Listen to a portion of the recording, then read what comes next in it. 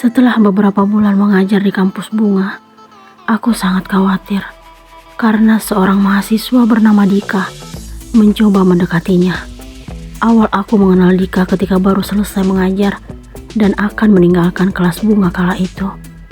Aku berpapasan dengannya. "Pagi, Pak." Dia menyapaku. "Pagi juga. Kamu bukan mahasiswa semester 1 kan?" Tanyaku yakin, karena sebelumnya tidak pernah melihatnya. "Bukan, Pak. Saya semester 5. Ada perlu apa ke sini?" Tanyaku penasaran.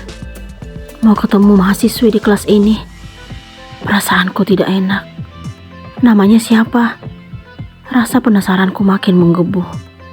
"Bunga, Pak," jawabnya dengan santai.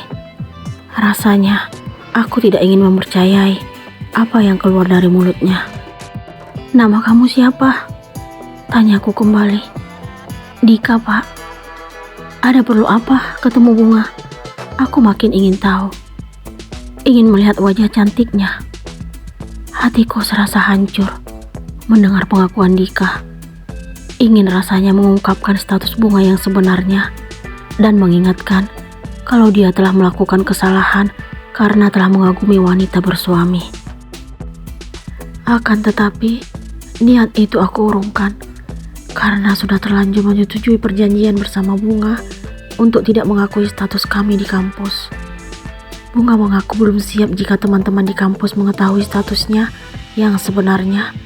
Dia merasa belum sanggup jika teman-temannya tahu kalau dirinya menikah di usia dini. Ketika Dika ingin bertemu Bunga saat itu, aku berusaha menghalanginya. Aku mencari alasan supaya pertemuan mereka gagal. Aku memberikan alasan kalau Bunga harus ke ruangan dosen karena ada hal penting yang harus kubicarakan kepadanya. Awalnya Dika masih tetap bersikukuh untuk bertemu Bunga, tetapi karena aku tetap menolak, dia pun menyerah. Usaha Dika untuk menemui Bunga tidak berhenti sampai di situ. Keesokan harinya, saat mengantarkan Bunga ke kampus, aku sengaja tidak langsung menuju kantor. Niatku ingin mengawasinya dari jarak jauh. Terus terang, aku percaya sepenuhnya kepada Bunga, tetapi hati ini tidak rela jika laki-laki lain mendekatinya. Saat Bunga tiba di depan pintu gerbang, aku melihat Dika menyambutnya. Dadaku terasa sesak melihat pemandangan yang tidak kuharapkan pagi itu. Aku sedih karena Bunga seolah-olah menikmati obrolan dengan Dika. Kalau dia mengingat dirinya sudah bersuami, harusnya dia berusaha menghindari Dika. Dia bisa saja memberikan alasan yang membuat laki-laki itu mengerti agar tidak mendekatinya lagi. Kepercayaanku goyah melihat Bunga berdiri di depan mahasiswa itu. Terus terang, aku tidak sanggup lagi menyaksikan dua orang tersebut yang masih tetap berdiri di depan pintu gerbang. Akhirnya, aku pun menghampiri mereka dan sengaja membunyikan klakson mobilku dengan sangat kencang dan berulang-ulang. Akan tetapi, Bunga tidak kaget sama sekali melihat kedatanganku. Apa mungkin dia mengetahui keberadaanku?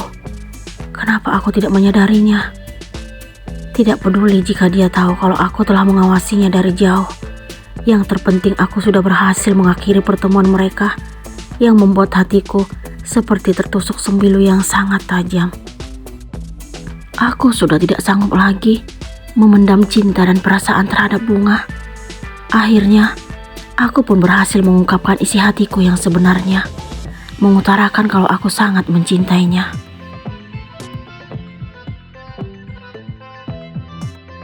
Aku tidak percaya dengan pengakuan Mas Eza.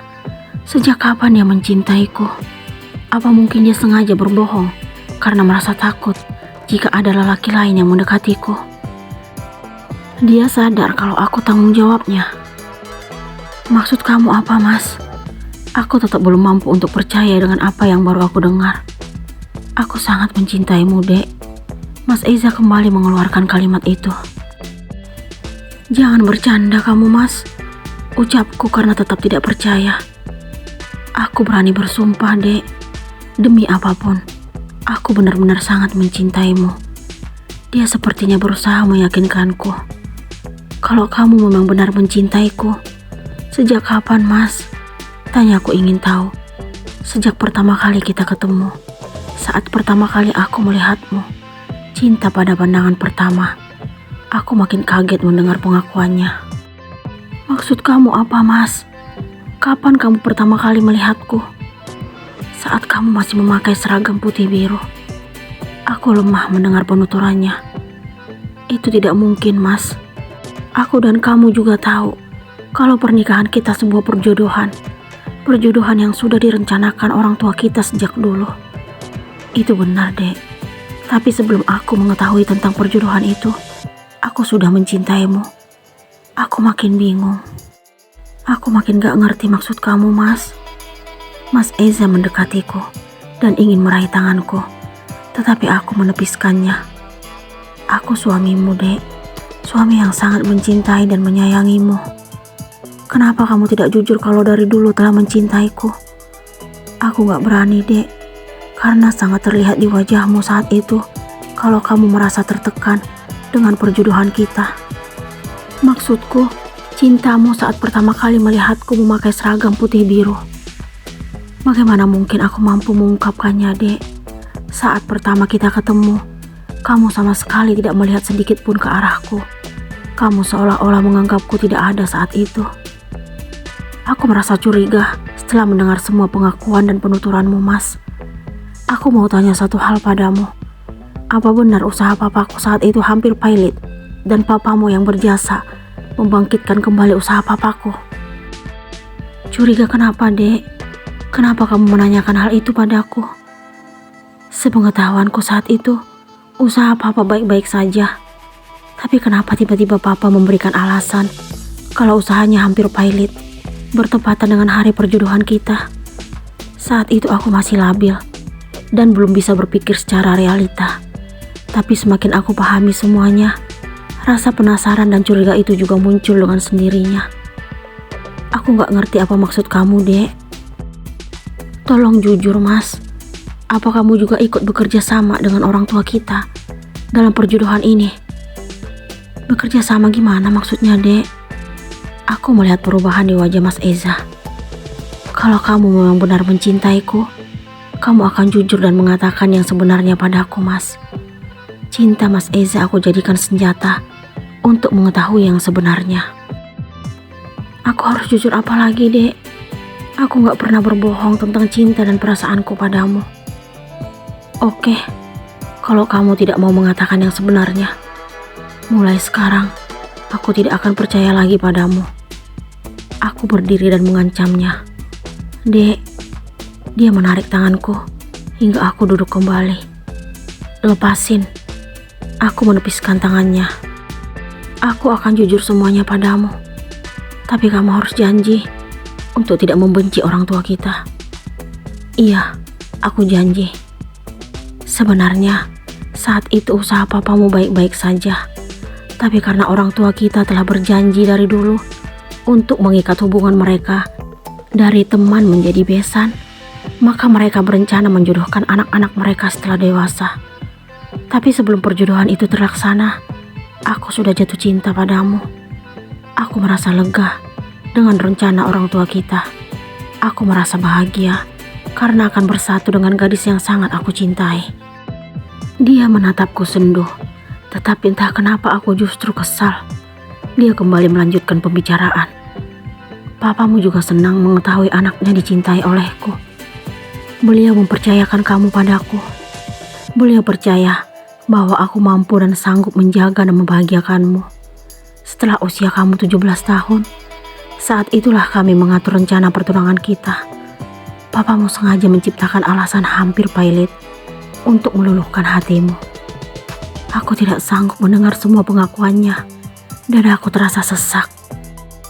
Stop. Aku gak sanggup lagi mendengar semua ini. Kalian semua telah menipuku.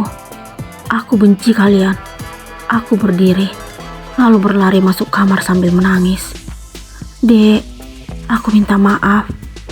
Aku tidak menghiraukan suara Mas Eza.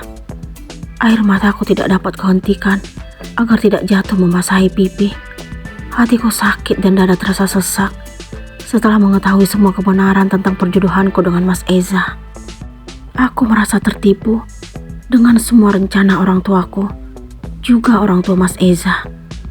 Satu hal yang paling membuatku sangat terkejut, ternyata Mas Eza juga ikut andil dalam semua ini.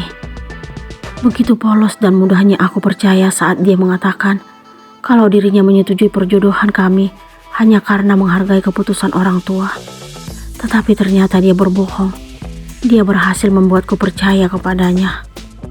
Mereka telah merebut masa mudaku, karena aku harus mengorbankan masa-masa indah bersama teman-teman, karena harus menikah di usia dini.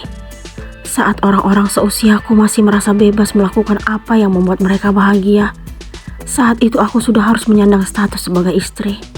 Sedih. Apakah Bunga akan memberikan maaf kepada suaminya?